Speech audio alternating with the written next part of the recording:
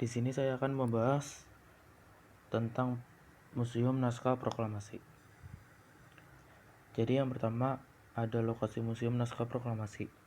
Bangunan bersejarah di Jalan Imam Bonjol 1, Menteng, Jakarta Pusat, dibangun pada 1927 dan fungsi sebagai kediaman resmi konsulat Kerajaan Inggris.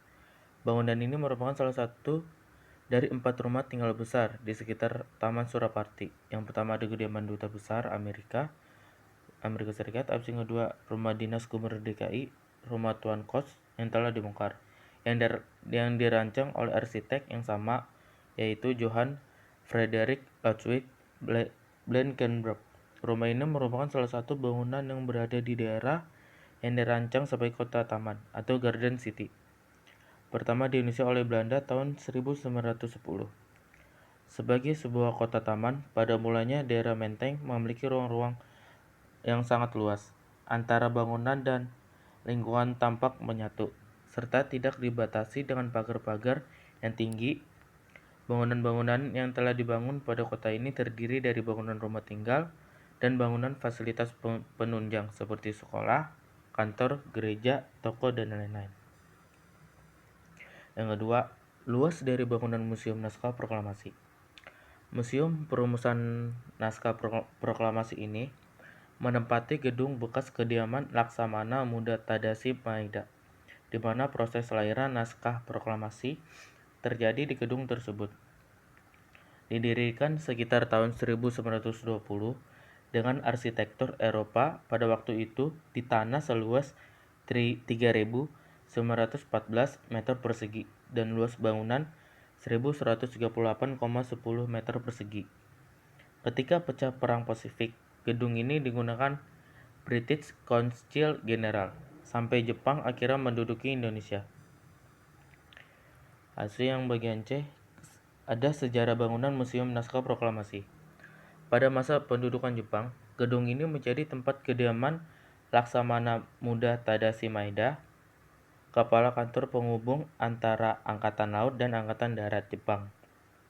Setelah kemerdekaan Indonesia, 17 Agustus 1945, gedung ini telah menjadi tempat tinggal Laksamana Muda Tadashi Maeda sampai Sekutu mendarat di Indonesia September 1945. Setelah kekalahan Jepang, gedung ini menjadi markas tentara Inggris. Pada 1961, gedung ini dikontrak oleh Kedutaan Inggris hingga tahun 1981. Selanjutnya, gedung ini diterima oleh Departemen Pendidikan dan Kebudayaan pada tanggal 28 Desember 1981. Tahun 1982, gedung ini sempat digunakan sebagai kantor Perpustakaan Nasional.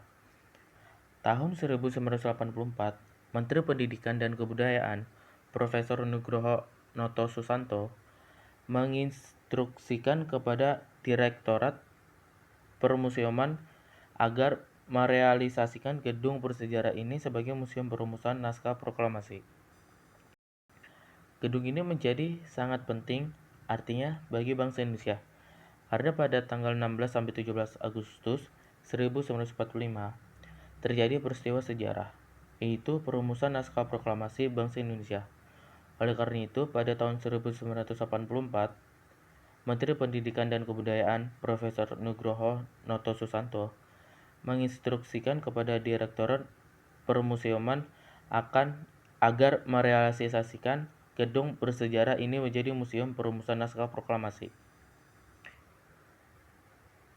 Bagian keempat, ruang-ruang yang terdapat di Museum Naskah Proklamasi. Jadi di situ ada gambar rumah Museum Naskah Proklamasi. Bangunan yang terletak pada lahan seluas 3.914 meter persegi ini aslinya hanya satu bangunan saja yang dibangun 2 lantai dan memiliki ruang-ruang sebagai berikut. Jadi, bagian pada lantai dasar, bagian ground terdapat ruang-ruang, yaitu yang pertama ada ruang terima atau enter. Habis yang kedua ada ruang tamu atau Ontvangkamer. Yang tiga ada hall.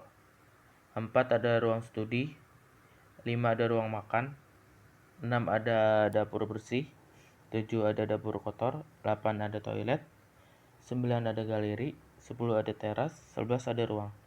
Kalian bisa lihat di gambar tersebut.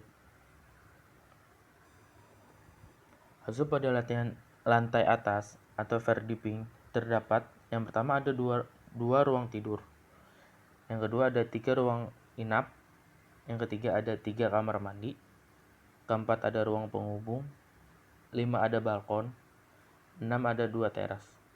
Kalian bisa lihat pada gambar di samping.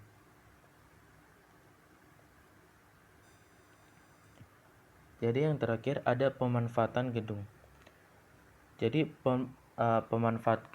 pemanfaatan gedung Naskah Proklamasi itu yang pertama ada Konsulat Inggris pada tahun 1931 sampai 1942.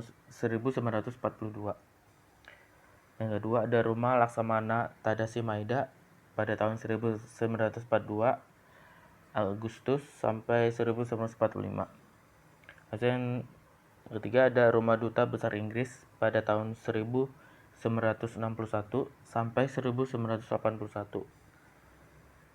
Nah, sekian dari saya membahas tentang PowerPoint yang telah saya sampaikan.